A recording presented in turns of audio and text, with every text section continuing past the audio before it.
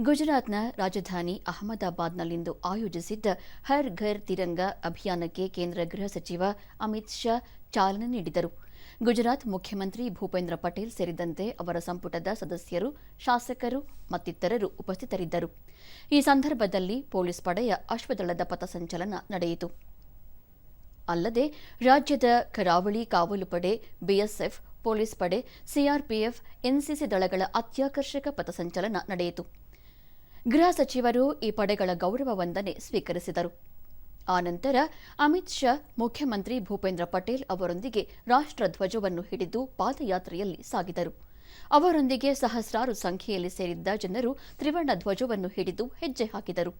ಅಹಮದಾಬಾದ್ನ ಪ್ರಮುಖ ಮಾರ್ಗಗಳಲ್ಲಿ ಪಾದಯಾತ್ರೆ ಸಾಗಿದಾಗ ದೇಶಭಕ್ತಿ ಗೀತೆಗಳು ಮೊಳಗಿದವು. ಮಾರ್ಗದ ಈ ಕೆಲೆಗಳಲ್ಲಿ ಜನರು ಕಿಕ್ಕಿರಿದು ಸೇರಿದ್ದರು. ಅಂಗಡಿ ಮುಂಗಟ್ಟುಗಳ ಮೇಲೆ ನಿಂತು ಜೈಕಾರ ಘೋಷಣೆಗಳನ್ನು ಕೂಗಿದರು. ಅಮಿತ್ ಶಾ ಅವರು ಜನರತ್ತ ಕೈ ಬೀಸುತ್ತಾ ಮುನ್ನಡೆದರು. ಪಾದಯಾತ್ರೆ ಹಿನ್ನೆಲೆಯಲ್ಲಿ ಬಿಗಿ ಪೊಲೀಸ್ ಬಂದೋಬಸ್ತ್ ಮಾಡಲಾಗಿತ್ತು.